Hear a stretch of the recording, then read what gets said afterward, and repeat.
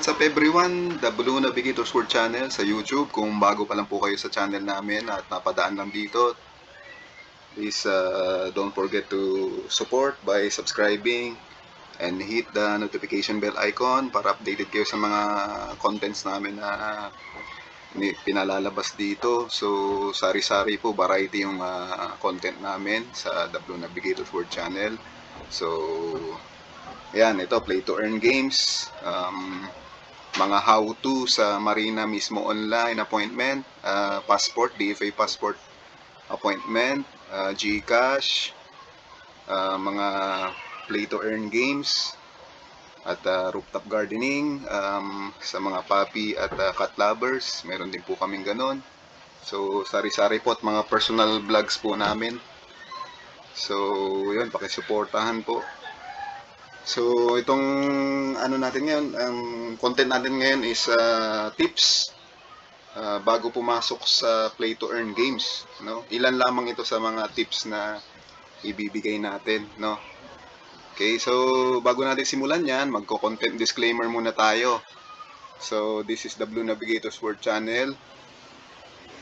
Does not promote or encourage any illegal activities. All the content provided by this channel is meant for educational purpose and entertainment purpose only. Copyright disclaimer under Section 107 of the Copyright Act of 1976. Allowance is made for fair use for purposes such as criticism, comment, news reporting, teaching, scholarship, and research. Fair use is a use permitted by copyright statute that might otherwise be infringing. Non-profit, educational, or personal use tips the balance in favor of fair use. Okay, so hindi ito financial advice. Do your own research pa rin po kung papasok kayo sa mga play-to-earn games. Invest you can afford to lose, no?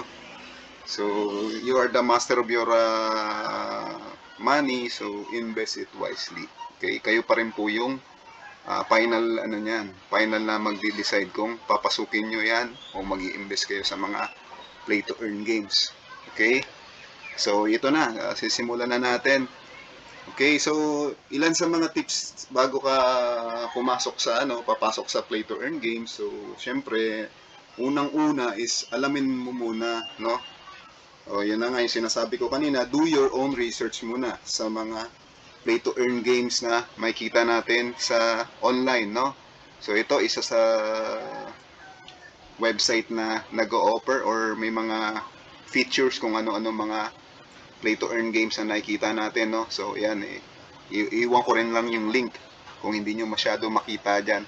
So halimbawa, meron kayong nagustuhan dito, no? Then nyo muna, i-research nyo kung ano-anong features niyan, magkano ang investment diyan, magkano yung puhunan o yung ROI, kung gaano kabilis pang ma-return yung investment mo. Okay? So karamihan naman, 'di ba, lahat naman ng investment may kailangan bago ka kumita, may puhunan. Okay? So medyo magtaka ka kung kikita ka ng wala kang puhunan, di ba? Parang yun, medyo questionable yun. So, kahit kaunti, may investment, okay? So, huwag kayo maniniwala dun sa mga kikita ka ng wala ka pang nai-invest, no? Kahit maliit na halaga, okay? So, gaya niyan, halimbawa ito, no? Since nandito naman tayo sa playtoearn.net, no, hindi ko po siya pinopromote, hindi po ako taga dito. Ito lang yung isa sa mga nakita kong website na features ng mga nagre-review ng mga play to earn games. So halimbawa, ayan, no. Halimbawa na lang yung sikat ngayon, Axie. So titingnan niyo rin kung anong network, okay? Kung anong network siya, kung playable ba siya, gaya niyan. Ito Ethereum, no, blockchain niya. Kasi yung genre niya is breeding, card, and PvP. So, kung saan maswak sa'yo, kung talagang gamer ka, yan, kung anong mga nilalaro mo noon, at pamilyar ka sa mga ganong klaseng laro, kung PvP ba yan, or RPG, or action, or whatsoever, no? So, kaya kailangan alamin mo, no? So, kaya nga, do your own research muna tayo rito. So, huwag kayo basta-basta papasok sa mga hindi nyo pa alam na mga game features ng isang laro, no, na sinasabi nilang play to earn games.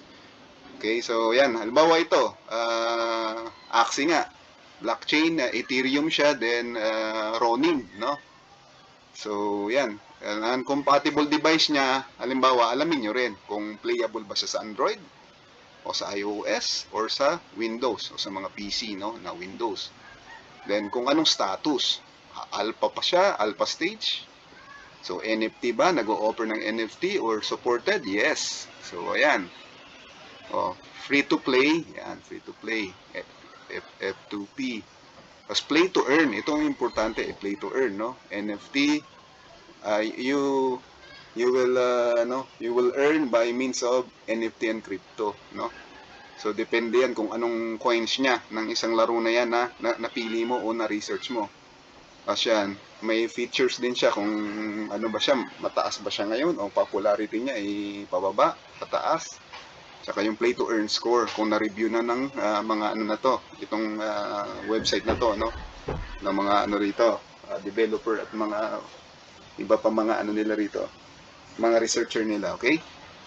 So yun yung importante, do your own research muna bago nyo pasukin kung legit ba yan or popular ba yan or talagang may mga kahit pa paano may mga kumikita na rin ba dyan, okay? At convenient sa inyong laruin. Okay. So, pangalawa, matutong gumamit ng MetaMask. Okay? So, importante rito kasi may wallet kayo rito, no? May mga digital o online wallet, no, na kadalasan sa mga play to earn is requirement 'yan, no? So, bago nyo pasukin ang play to earn games na gusto nyo, kailangan marunong din kayo ng mga features at mag-setup niyan, no, ng MetaMask nyo, no? So yan, halimbawa ito sa akin is nasa ano ako, no, nasa kadalasan kasi sa akin personally sa PC ako naglalaro. So yan, yung MetaMask kailangan marunong na kayo rito. So ito, kung makikita nyo rito sa akin, nasa extension ko siya ng browser ko. So yan, pwede ka sa Brave or Google Chrome or Mozilla Firefox, depende kung compatible din sa game na yon, no? So mostly naman is compatible siya. So i-research nyo rin yon, kasama yon, no? So yan nga, MetaMask, marunong na kayong mag-setup ng MetaMask kasi napaka-importante po niyan. Kasi kadalasan na mga na-encounter ko sa mga contents ko, marami talaga nagtatanong. So yung iba kasi hindi mo na sila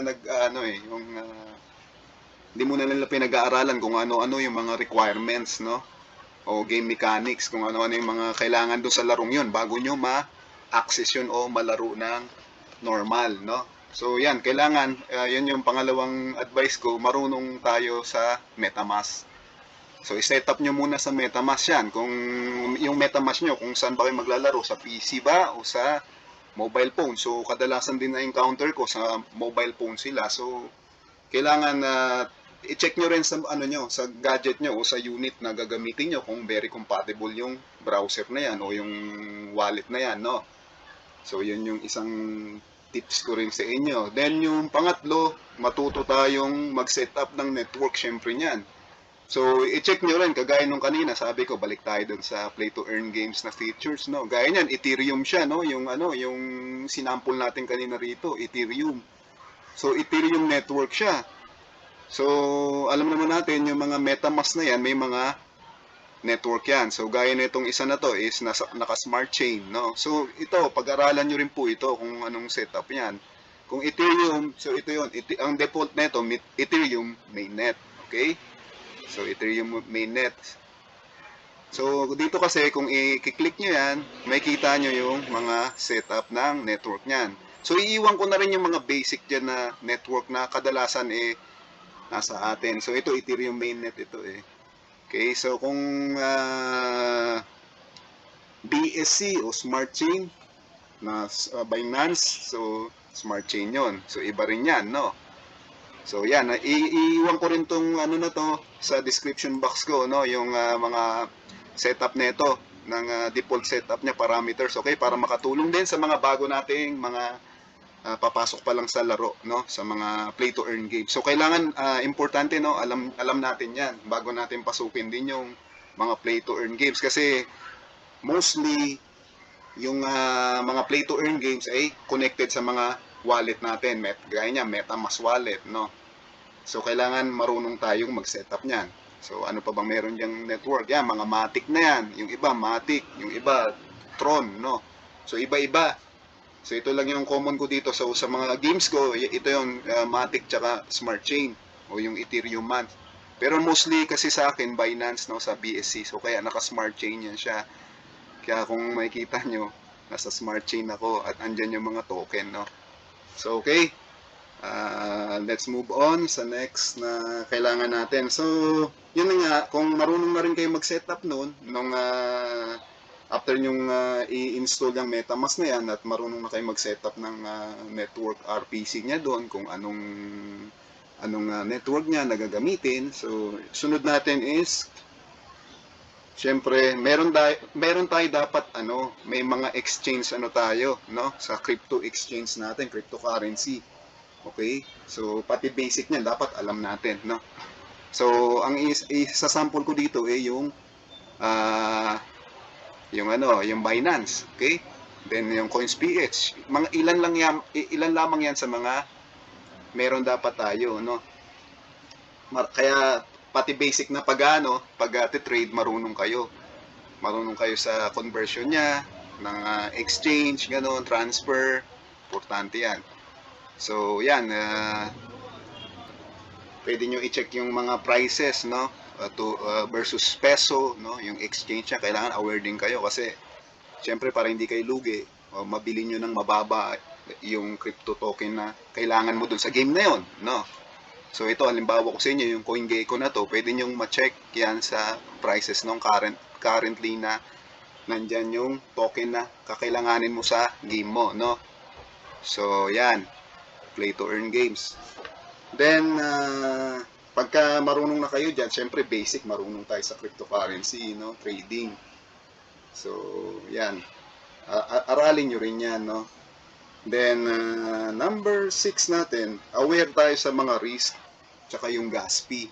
So, every trading dyan, sa pagbabay o natin, deposit, may mga gas fee yan. So, usually, pag dito ka sa Binance Smart Chain, may kita nyo yung mga dyan, mostly BNB, sa BNB siya.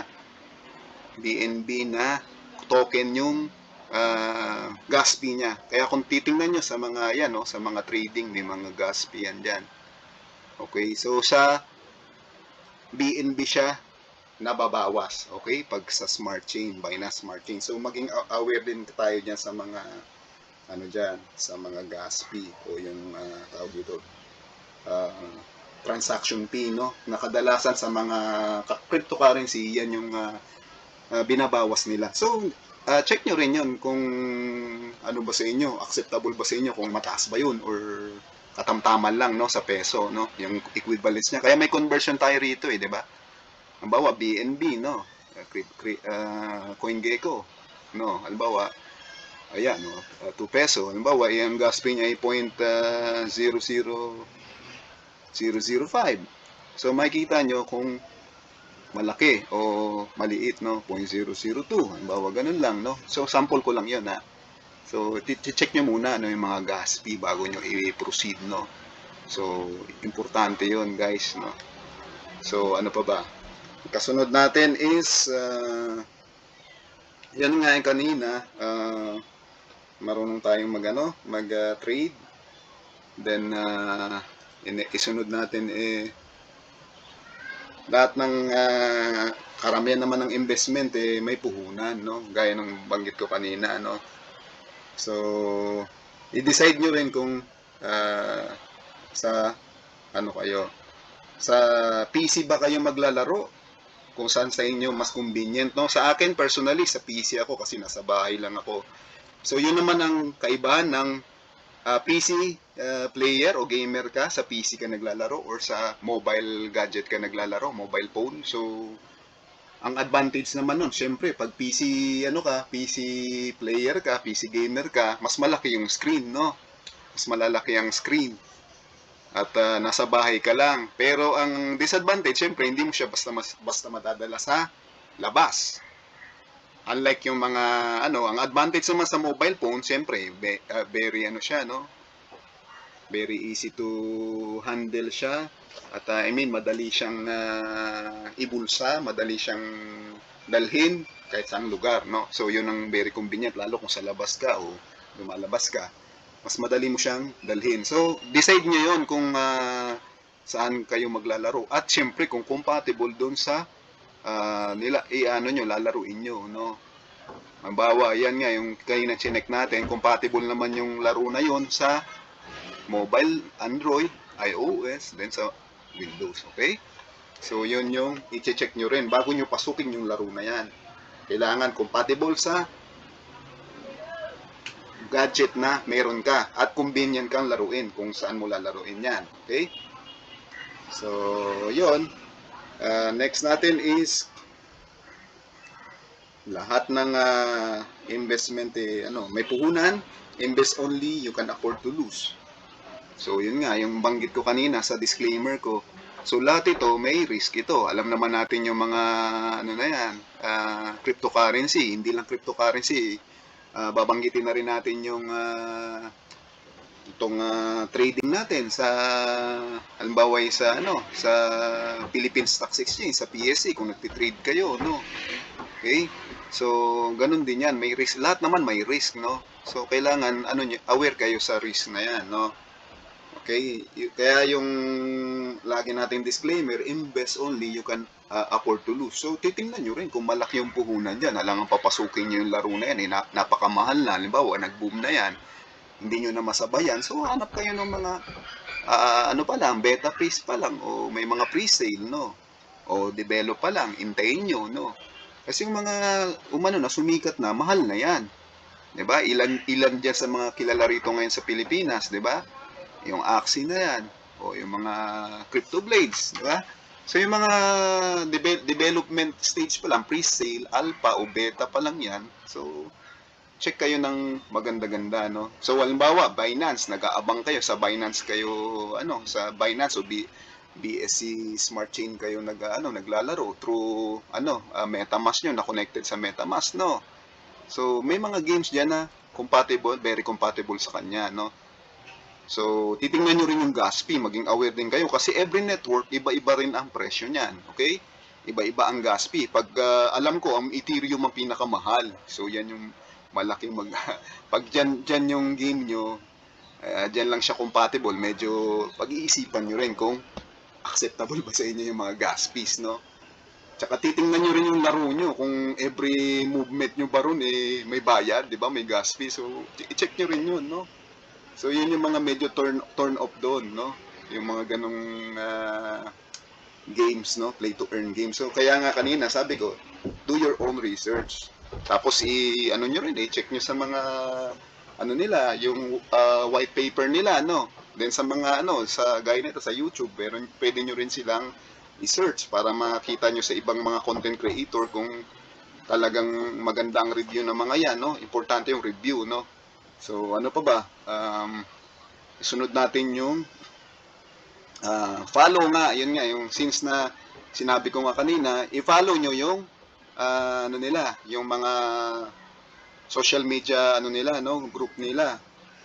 Yung unang-una, syempre, yung nila, yung website nila, no? Para updated kayo, no? Follow nyo yung mga yan. Para kung may mga, may support kayo. Kung may mga katanungan, pwede kayong magtanong, no? Sa mga support nila. Gaya niyan, ano bang mga platform yan? Pwedeng Telegram, pwedeng Twitter, Facebook account nila, Discord, yan ang mga at iba pang mga medium na pwede nyo silang makontak, no? So, yan, importante yan. Then, matuto tayong magpondo. So, yun na nga. Since na yung sabi ko kanina, marunong tayo dapat mag-trade at meron tayong mga basic wallet, no?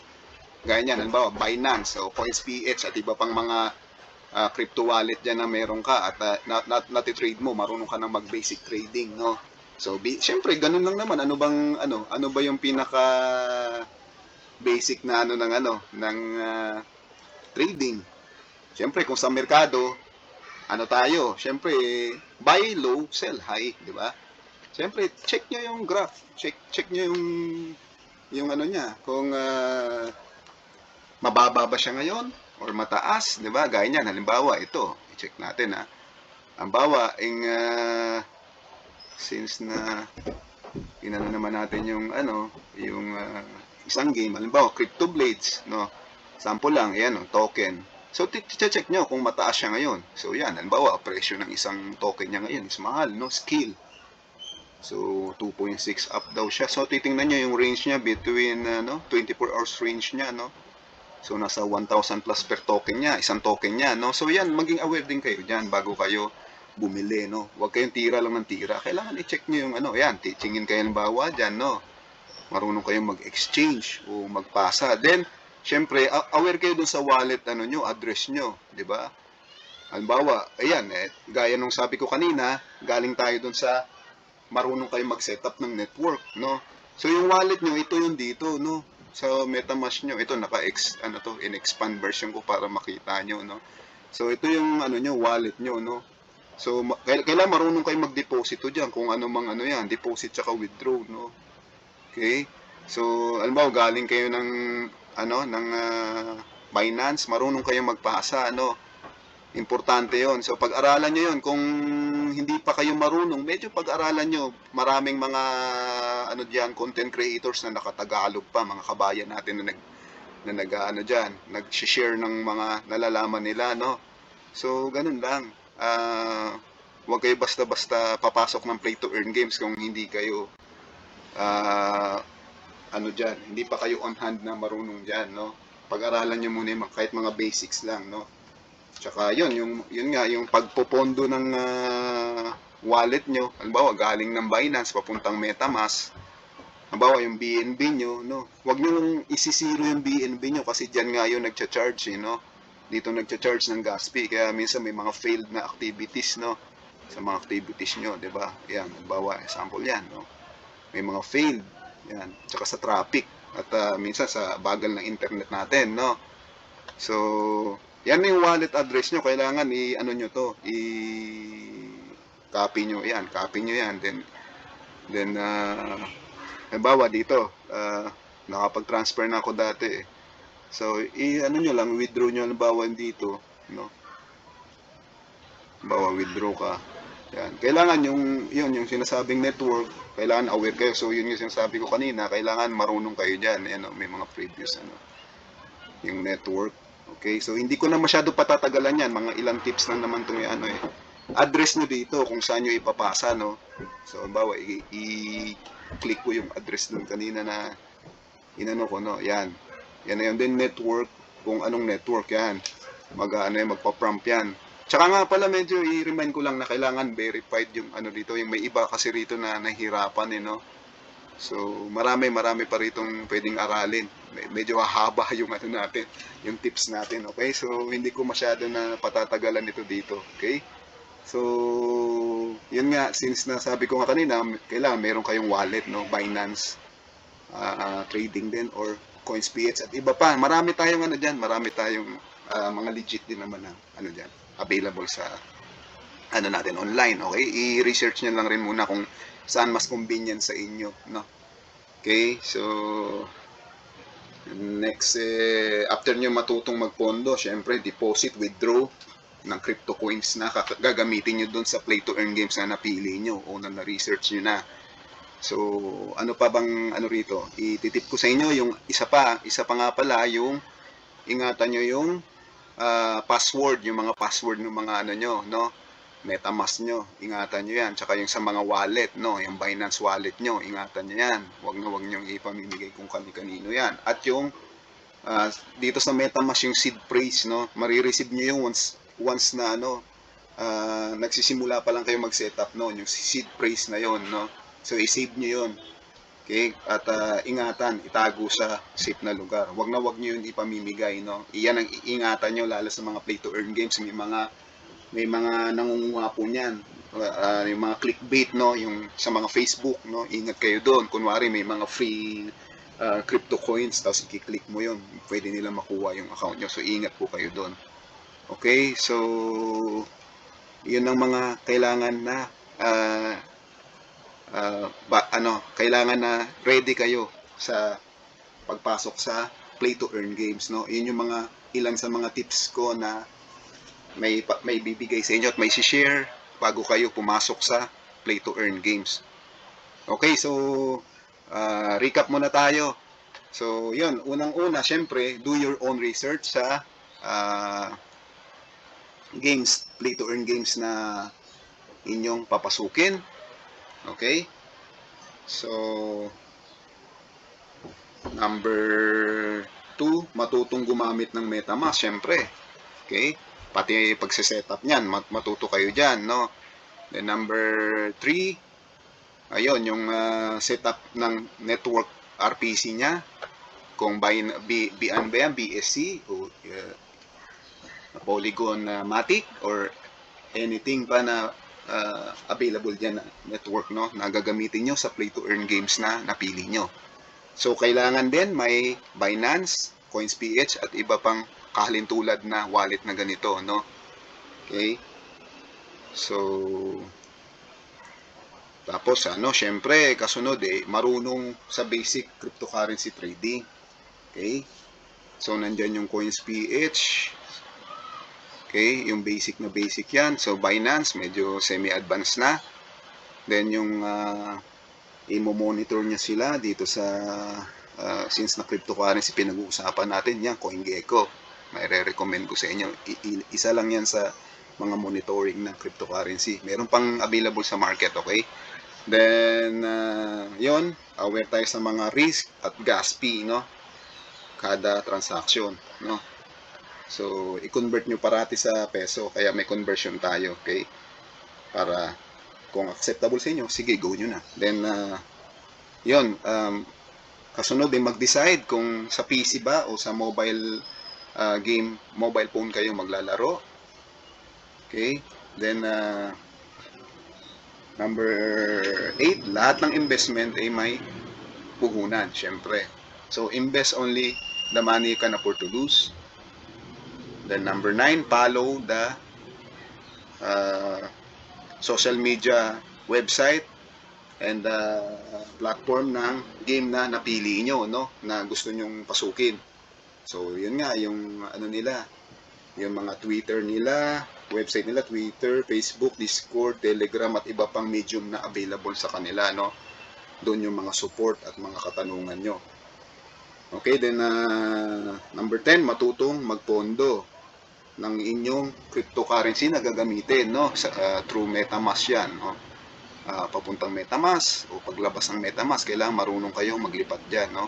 So yung address, no, yun yung huwag niyo kalilimutan. Ito yung once na nag-set up kayo ng MetaMask, nandiyan na yung address niyan automatic, no. So mahaba yan, no. So copy to clipboard lang, no. So yan nga yung network dito, no. Okay? Then matutong magpondo, deposit, withdraw ng crypto coins na gagamitin sa play to earn games. Then yung panghuli, ingatan ang inyong password. Okay? Yun yung napaka-importante. Ingatan nyo yung password nyo, yung mga seed phrase, wag nyo po yan i-share sa mga tao, no? Sa inyo lang po yan. Kaya ingatan nyo po yan. Yan yung pang-retrieve nyo, no? Okay? At yung mga ibang security features ng inyong account. So, yun, kung nagustuhan nyo to, huwag nyo kalimutang i-like, i-share, mag-comment lang kayo sa mga katanungan nyo. Hanggang dito na lang yung video natin, mahaba na masyado, no? Okay, so thank you sa panonood nyo. Sana may natutunan kayo sa video ko na to. Okay, so hanggang sa next na content natin. Okay, stay safe, God bless, bye bye.